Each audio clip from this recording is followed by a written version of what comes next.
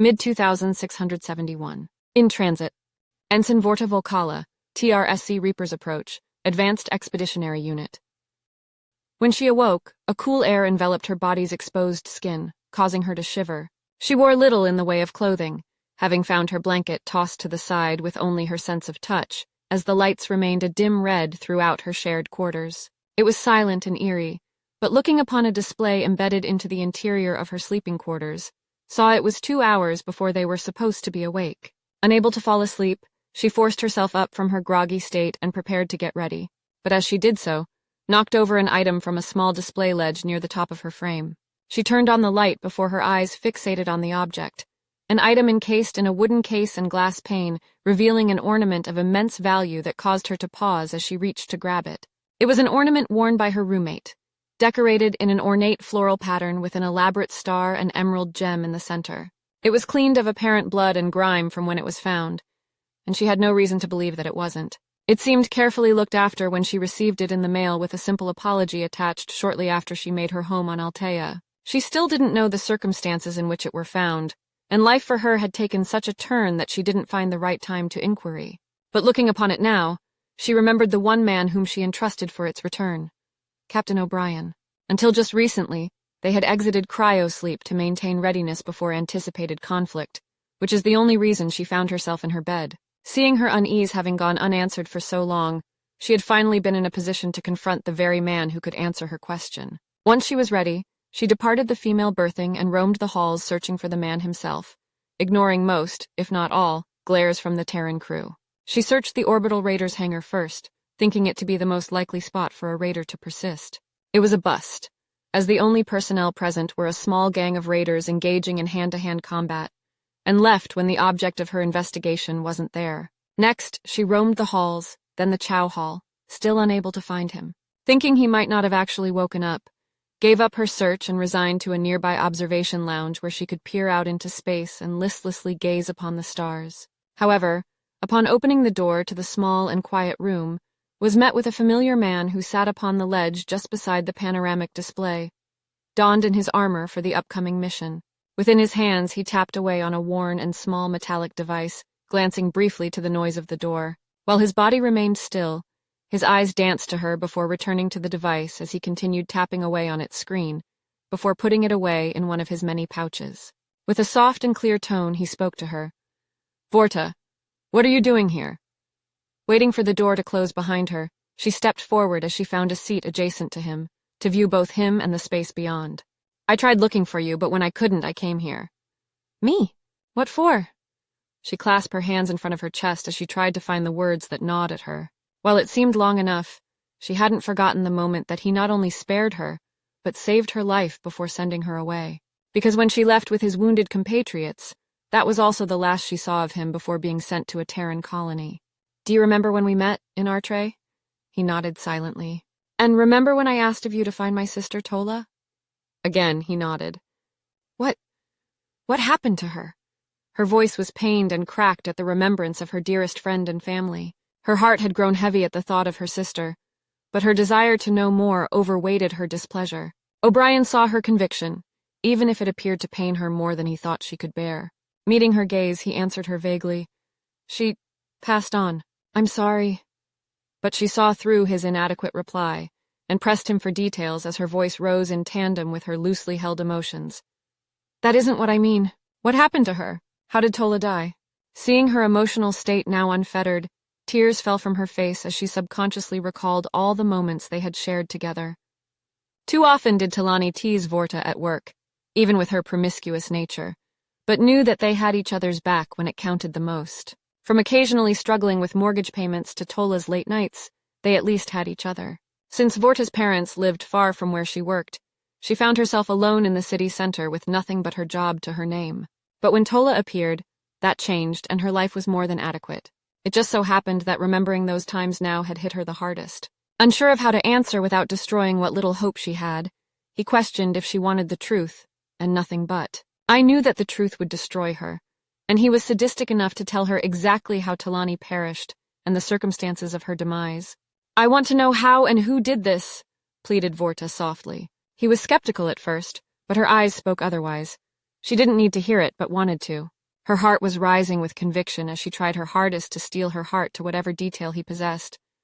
But he knew it would be too much. In a solemn tone, he told her, "Tola, your sister, was seeing Counselor Polas in hopes to be saved during our counteroffensive.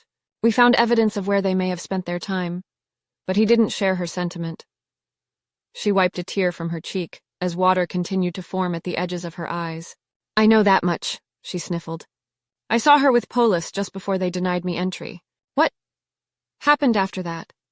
Her voice cracked as she spoke, but she did her best to hold her expression as still as possible, allowing at best her lower lip to quiver with her flood of emotion. "I'll spare some of the details, but Polis discarded her to Runians. We only know it was her because of her ornament. I can only imagine that she went out quick," he lied, knowing full well the despair she must have endured. It was a brutal reality that wasn't uncommon in warfare, but they had faced beasts with a hunger of lustful degeneracy for several millennia, and he felt that the Runian deaths weren't slow enough. For a moment she sat in silence as she gathered herself. She thought of the countless possibilities of what could have happened, but hearing it from him felt better, and at peace of knowing her fate, even if certain aspects were spared. Rising from her seat, unknown of what had come over her, she approached him as she clasped herself around his exposed side, catching him off guard. Prepared to force her away almost instinctively, he paused when she spoke to him in a soft yet broken tone. "Thank you, O'Brien, for everything," she said as she was met with metallic plating, but the volume of his body that existed underneath granted her comfort as she continued to hold him. Looking back, Vorta had left Celia with nothing but the clothes on her back. Talani was the closest to family she had, but thoughts of her actual parents had slipped her mind during both the attack and her relocation. It surprised her by how little she thought of them, and set herself a reminder to contact them when available. Not wishing to be disrespectful, he offered a small nod. "No problem. I'm sorry it ended the way it did." However, before she thought of removing her grip from his arm, she did have another question for him, one of a vengeful nature that he had not seen in her previously. "Counselor Polis, what happened to him?" Seeing this as an opportunity to provide comfort to his colleague, he answered curtly and without disregard for the individual in question. "If it's any consolation, I shot off his right hand," he said, referencing on his own body Polis's missing appendage. She returned with a chuckle as she wiped away any residual tears. "Thank you, Captain. I'm grateful I met you when I did. When it's just us, call me O'Brien. Just don't let it slip, 'kay? Gotta show the troops there's still a hierarchy. And don't worry about it. It was my pleasure." She nodded with a bashful expression.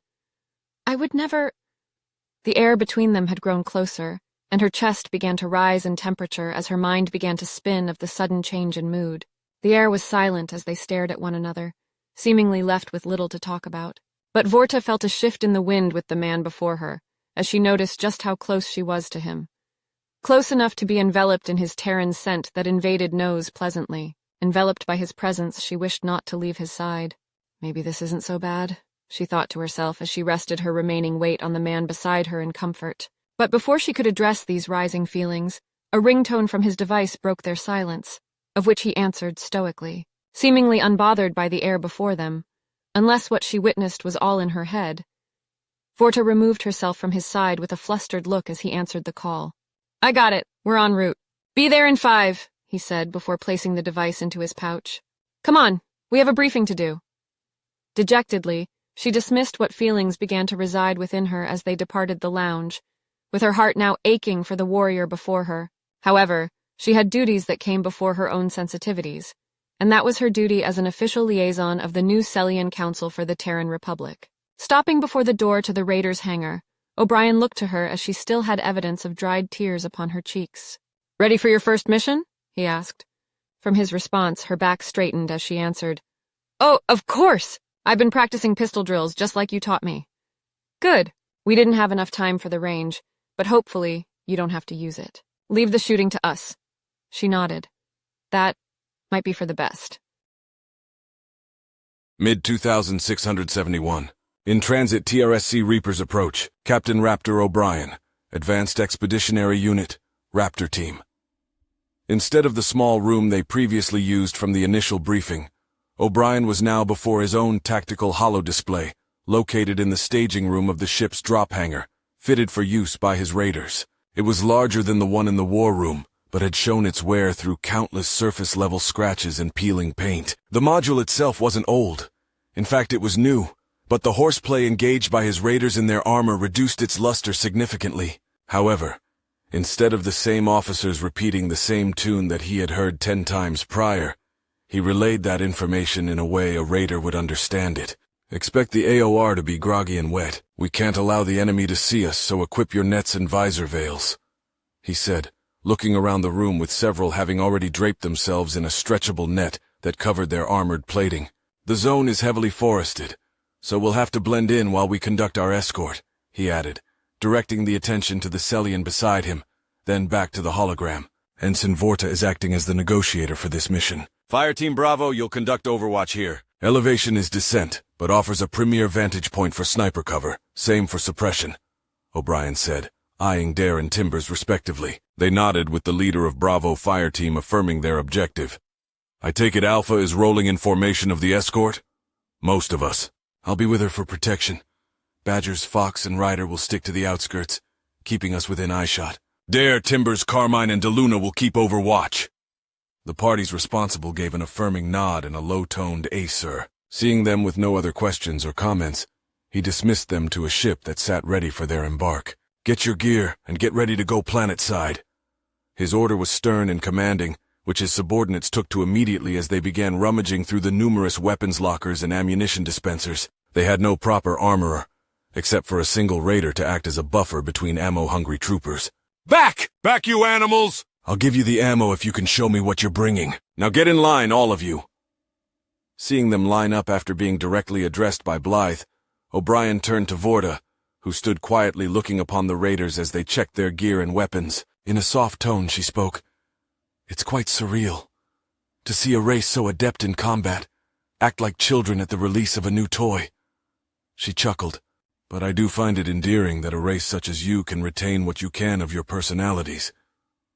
He grew curious to her observation, turning to her as he rested his helmet atop the glass finish of the display table. We have a word for that, you know. She turned to him, leaning against the slanted edge of the table with her arms crossing her chest. It's simple compartmentalization. Lets us do the dirty work without trying to bring it home. Some of us can do it well, while others, not so much. His voice retained his usual nonchalant manner, but he could tell that she didn't share the same thought, or felt the same way.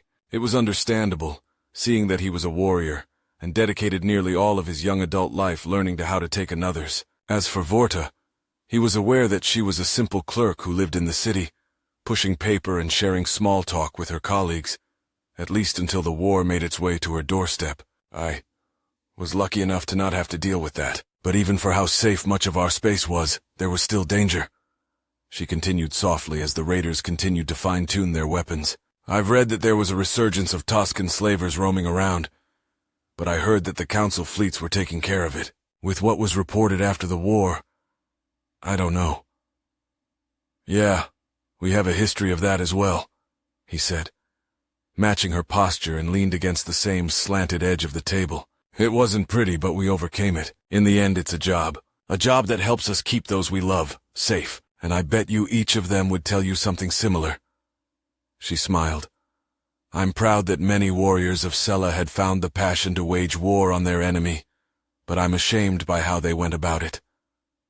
With a change in tone, her smile had retreated into one of indifference. Polis was as dirty as they came, and no doubt convinced many young kin to be fodder for your soldiers. For that, I wish that they be guided to the fathers.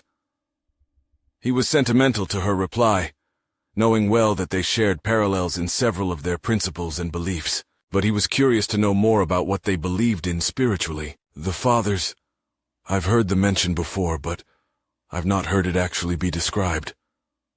With a smile returning to her face, Vorta happily obliged.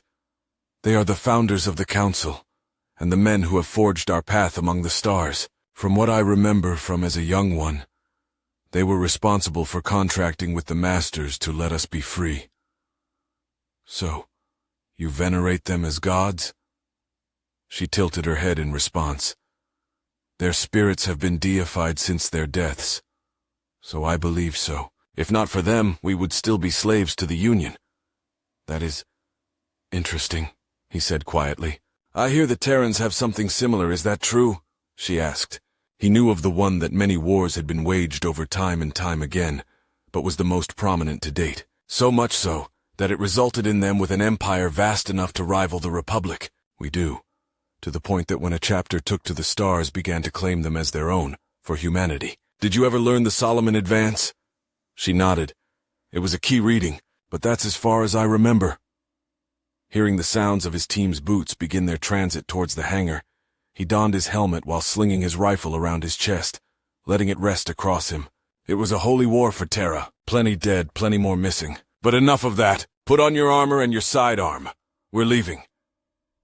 With a nod, they followed close behind the group that were loaded with enough gear that it almost seemed excessive. Several wore reinforced assault packs that stored extra ammo and food, with others opting for pouch storage instead. Their weapons were also covered with a veiled net over the barrel shroud, with a medium-range scope and a suppressor on both their rifle and sidearm. They had garnered looks by the crew, but they ignored them as they boarded the ship's ramp. It was a similar ship compared to the Hawk, utilized in the Battle of Artre, but offered a sleeker design with a smaller compartment for troops. It was the Mark V Stealth Hawk, also dubbed as the Prowler, which featured a lower output signature on all levels. Needless to say, it was a wonderful addition to their mission. With the closing of the ramp and a hiss of its sealing, the light within the cabin was bathed in a soft red glow. It was after they were seated that the pilot spoke through the ship's intercom. This is Prowler 1, initiating launch sequence. As the engines to the ship revved to life, and the hum of its idle state reverberated through the ship, a call came through to O'Brien's command line. Raptor actual, Reaper actual. Go for Reaper, he replied as he settled into his seat. You're cleared with tower to take off. Approximate time at the LZ should be about 02, but by the time you arrive it should be 04. We didn't pass it before to maintain security, but now that the mission is a go, here's your debrief for the team. The lights remained dim, but in the center of the compartment, a small circular ring began to display a faint blue light, with lines of the projection visible through the dust of the ship. From it, a holographic display of a Celian in worn trooper gear was seen, sporting a stained green cloth with adornments of claws and teeth of animals tied together with thread. Knight spoke, his voice now coming from the ship's speakers, but came off as if from the hologram itself. This is your target, a chief commander from Terran's Claw Troop. Goes by Baron Tarba. From what Counselor Yorla informed us, he's a minor commander, focusing on the security of his planet over the needs of Sela. Was he ordered to assist? O'Brien questioned. Seems awfully close to not proved any manpower. And you'd be correct, acknowledged Knight.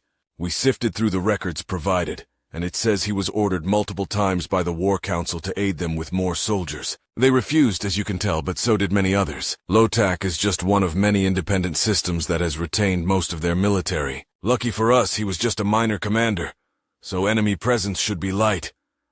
Silence followed, with O'Brien pondering the need to infiltrate what is basically a heavily fortified planet. He was thankful they were entering under the cover of stealth, as the pilot offered assurance of their hidden status as they continued to descend onto the planet. Then what's the point of infiltrating them to try to speak with them? Why not just put a bullet in him and anyone with him and call it a day? Inquired Dare. His tone was indifferent, with his only thought being of in a warm bed. Because, Knight began, we dug deeper and surmised that he wasn't loyal to the Council but to Sela. If that's true, then our best course of action is to win him over without bloodshed, got it? Dare clicked his tongue in response, leaving the room ultimately quiet once more. But before the hologram ceased its function, Vorta spoke aloud to the disembodied voice. Commander, what should we do if he refuses to assist? She asked, but quickly regretted it. Then you have authorization to neutralize him with lethal force, because right now he is their sole leader, but if he wishes to become a threat to the Republic as its vassals, they will be forced to submit. She hung her head low, ultimately saddened by the reality of TRSC diplomacy. I understand. It's not favorable, I know, but unless we convince him to join us, or find someone who would, then we'll have no choice to put him down. We can't risk him turning coat, which is why we need an in-depth assessment on the ground before we decide to take escalated measures.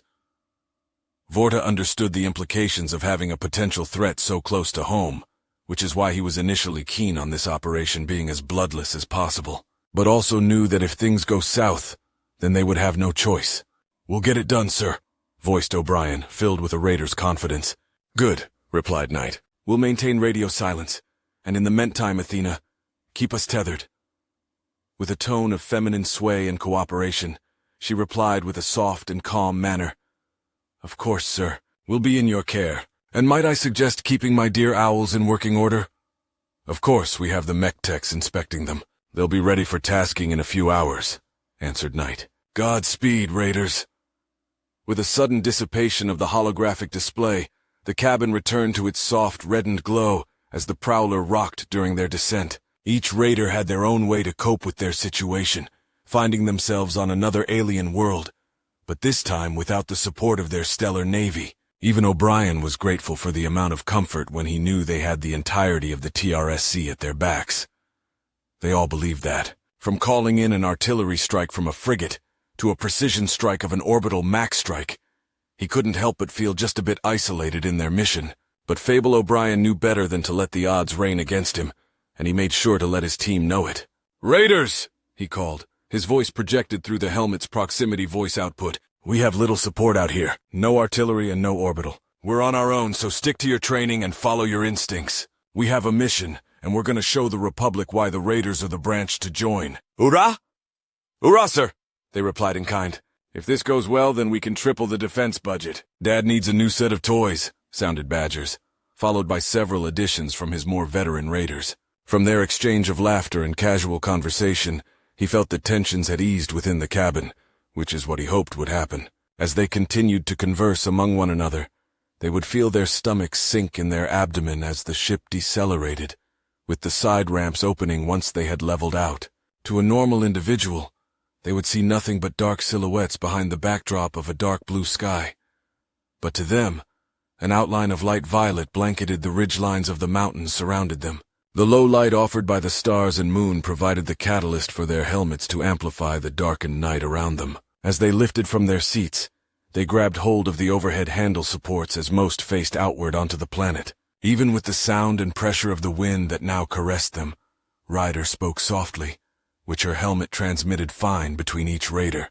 They were right. "This planet looks like there's nothing but trees.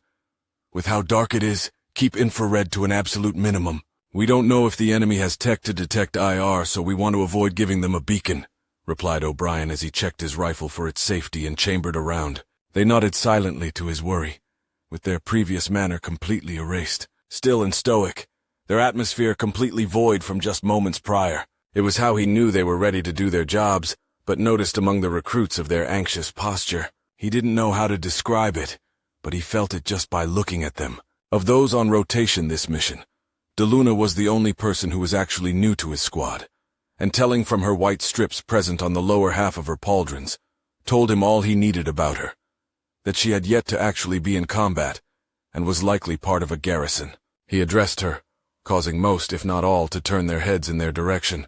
"DeLuna!" he called. "Where'd you transfer from?" She jumped at the call of her name, looking towards the man who spoke her name. 6th Battalion Orca Company. We ran patrols in the Mardist region. Nothing but pirate remnants out there, sir." "Who was your company commander?" he asked. "First Lieutenant Mason, sir." Her response was simple and robotic, a staple of rookies to the fleet, but shouldn't be the case with those who have at least been granted white stripes. "Don't think I know him," he said, pondering the name from deep within his memory, which came inconclusive. She shook her head.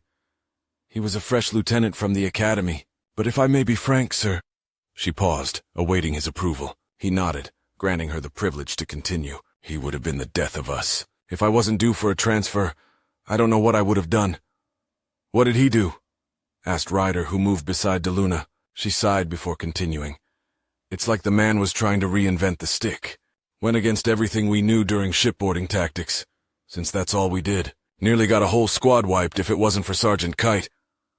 Her tone seemed fond of the name, but before he could inquire further, a voice rang out in his helmet's headset, this time coming from the pilot. "This is Prowler 1. We're nearing the LZ. Time on deck is 0412.